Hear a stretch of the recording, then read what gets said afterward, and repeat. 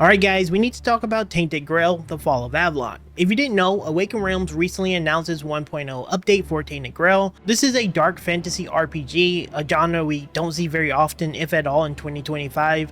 This is very reminiscent of the Elder Scrolls series, and it features a sprawling open world, tons of RPG elements, dungeons, caves, loot, and just about what you expect when it comes to a massive open world RPG game. Once again, very reminiscent of the Elder Scrolls series. It's going to be releasing on May the 23rd on PS5, Xbox Series X and S, and as well as PC, as you come to expect on the Steam store. And a little over a month ago, I covered the 0.9 update, which introduced a plethora of changes, and unlike the smaller frequent updates we've been seeing over the past couple of years, Awaken Realm is now ready to fully launch what I believe to be one of the best RPGs of 2025. Now once again, if you enjoy games like Oblivion Remastered, this is what I would recommend you jump into, especially if you're still chasing that RPG itch. From what I've played in the early access, not including the ton of new content coming in the 1.0 update, I think most players who actually love the Elder Scrolls style experience are gonna fall in love with Tainted Grail. With that said, let's talk a little bit more about Tainted Grail and what to expect in the 1.0 update, because there's a lot here. So as I said a second ago, Tainted Grail is a single player RPG open world game. As you come to expect, you're going to be exploring a massive open world that has a plethora of things to do, side quests, main quests, a storyline that you're going to be following. I'm not going to spoil the storyline, but a really compelling storyline. You're going to have access to multiple magic schools, multiple weapon types, and just a ton of different combat situations that's just going to really scratch that RPG itch. There's a plethora of playstyles, plethora of gear to find, and just overall RPG experience that I think a lot of players really seem to like. With that said, the 1.0 update has a ton of changes coming, a ton of additions, and just so much that's coming to the game that it would be kind of silly not to explain it to you, because there's just so much. So previously, before the 1.0 update, I only had access to the first 20 hours for pretty much the early access period, where we're able to see one of the major regions. So what's going to be happening with the 1.0 update is there's going to be a complete storyline, which is going to be available, and you're going to be able to play between 3 individual acts. From what the development team said, you're going to have approximately 50 to 70 hours of gameplay.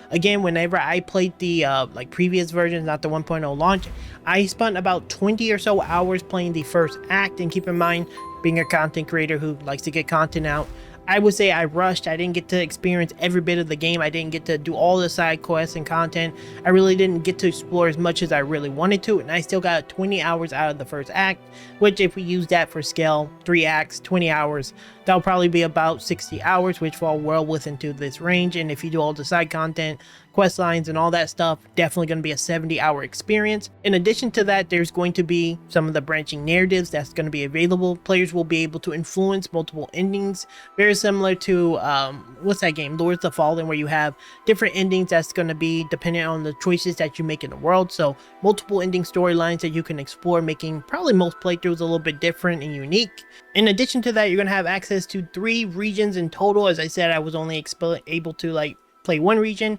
but it's going to be the Misty Horns of the South, the Sunlit Village, as well as the Snowy Forlorn Swords. These are going to be the unique regions that you're going to be able to explore and do a ton of side quests and dungeons. There's also going to be over 250 unique fully voice acted NPCs, so they did a lot of work there, and there's going to be well over 200 side quests that's going to be in addition to the main story, which again is going to add to the experience a ton of content in the game. So from a world and story content, there's a ton of things going on. You're going to have a lot of quest options and opportunities, and so it's pretty expansive.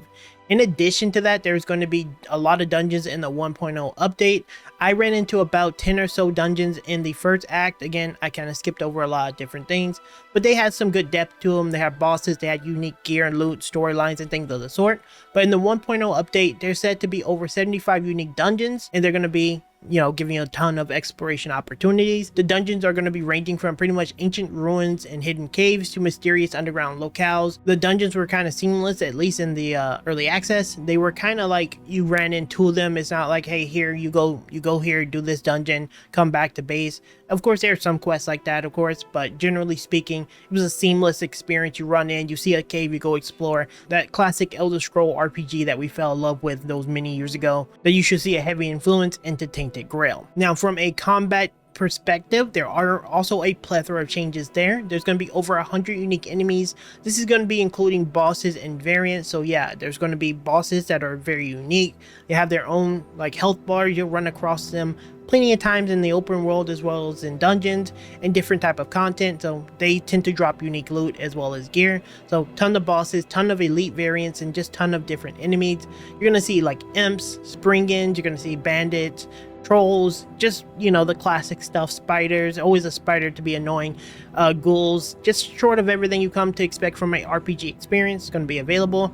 They're going to be making some changes on the combat, so brutal finisher animations are going to be improving. So melee attacks are going to have a ton of brutal animations. There's also going to be weapon types. This is going to include a new weapon, which is going to be the spear, and there's going to be over 400 unique weapon types. So I ran into a lot of different weapons. I played a mage build previously. I think I may play, like, I'll play around the spear actually in this coming update probably. So tons of different weapons, and then there's actually going to be dual wielding, so you can dual wield magic, you can dual wield like your melee weapons. I did a dual wielding magic build, so you know, kind of like that. While we're talking about magic, there are going to be over 55 unique spells, from elemental attacks to summoning creatures. There's going to be 14 soul cubes. These are like objects that do different type of effects, summon allies, grant buffs. It's not like a wand. There are wands, but it's a soul cube. It's hard to explain, but that's what it is. Of course, there are going to be plenty of different skills. Summoning wolves, you're going to summon flying daggers. You can polymorph enemies, if I'm not mistaken. You can change them to like cheese and stuff. So a lot of different powerful spells. So a little bit of something for everyone, at least in the combat department. Some other big changes coming to the 1.0 update is going to be just your character getting a little bit of an overhaul. If you're looking at the screen now, there's very likely a pretty massive passive tree. It's simplistic in design, but it has like a lot of options. They're reworking attributes as well as skills, so builds are going to be a little bit more flexible. You're going to have more meaningful perks and a little bit more deeper customization options, and this in addition to the crafting and crafting improvements. And if you're not familiar with what exactly is available, there's handicrafting, there's cooking, alchemy, resource gathering, equipment enhancements. And then of course on the other end, besides like more of your character development stuff, there's going to be like life skills and exploration. Now, I didn't interact with this in the early access, but there's a housing system. I found like wood and different things for the housing stuff, but I never interacted with it. I don't know if it was available in the early access when I played it, but there's going to be a full-fledged housing system. There's going to be a full-fledged farming system where you can grow resources and manage your land.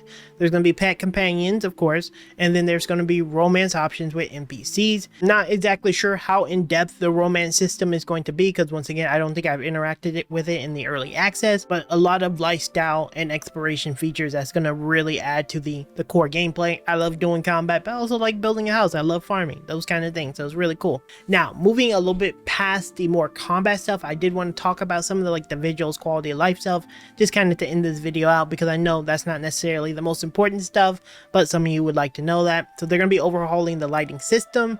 There's going to be weather effects changes that's going to be once again enhanced, and they're going to just make the design and the clutter of the world look a lot better. If you're looking at some of the background footage, the game looks pretty damn good. It's a massive open world with a lot of different like aesthetics to it. There's multiple regions, so they're going to be improving the environmental design and make sure it's not as cluttery. And then from the quality of life things, they're going to be redesigning the UI. You're going to have photo mode for my players like me who needs to screenshot for our thumbnails, better fast travel options and mapping system. And then I believe there's going to be full controller support and performance optimization for my controller players. So yeah, of course it's going to be on console, so of course it's going to have this, but I think for a PC, you should be able to play with your controller. So I know that's really important to some players. With that said, that is pretty much what's going to be coming with the 1.0 update. There's a lot here. I really can't explain just how much fun I had playing the early access period of the game. I'm probably going to do a lot of videos with this game and maybe even do some giveaways so I can give you guys some opportunities to like jump in and try Tainted Grail. It's an indie game, but boy, they have a lot of heart in this, and I had a blast in the last couple of weeks playing it, and I genuinely believe you guys are going to have a blast playing it, because again, that RPG experience that we've been missing for many years is actually coming full force in 2025 with Oblivion's Remastered and now Tainted Grail kind of scratching that itch. Anyway, that's gonna be it for this one, guys. Let me know down in the comments if you actually played Tainted Grail, what you guys think, what's your thoughts on the game. Are you gonna be playing? If you're not gonna be playing it, Let me know down in the comments. Make sure you guys are staying subscribed to the channel. I'm going to be, of course, covering this game in depth, so make sure you stay subscribed so you know when I make a video about some of the broken builds I'm going to come up with. And yeah, just like that, guys, I'll see you in the next Tainted Grail video in a couple of days.